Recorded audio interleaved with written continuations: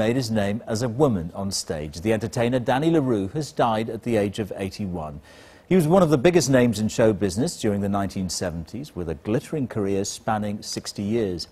Bob Hope once described him as the most glamorous woman in the world. David Silliter looks back at his life.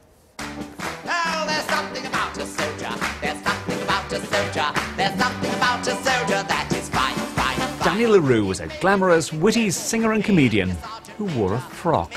He made being a female impersonator respectable. You could take your mum to see him. And in the 60s and 70s, thousands packed his shows at his own London club. Do you, by the remotest chance, happen to remember Tarzan? What a fantastic actor. Right. I made a film with him, you know. I ran through the jungle and there he was up against a tree. His West End stage play debut was alongside a young Barbara Windsor. Danny came along and he was the height of sophistication. He looked wonderful and he opened this club and royalty went there. So that put him up, you know, he was respectable. He actually made dressing up as a woman, men dressing up as a, you know, okay.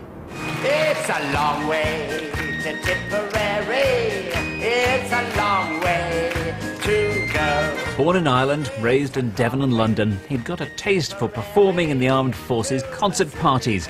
His career lasted more than 50 years. Cabaret, panto, the good old days, royal variety shows. He lived for the sound of applause. The whole thing is the joke of Dan with a frock on. I'm the fellow dressed as a tart. I've done it very honestly and very well for over a quarter of a century, and I'm inclined to carry on doing it. And he had to, after he was conned out of much of his fortune in the 80s. No, boys and girls!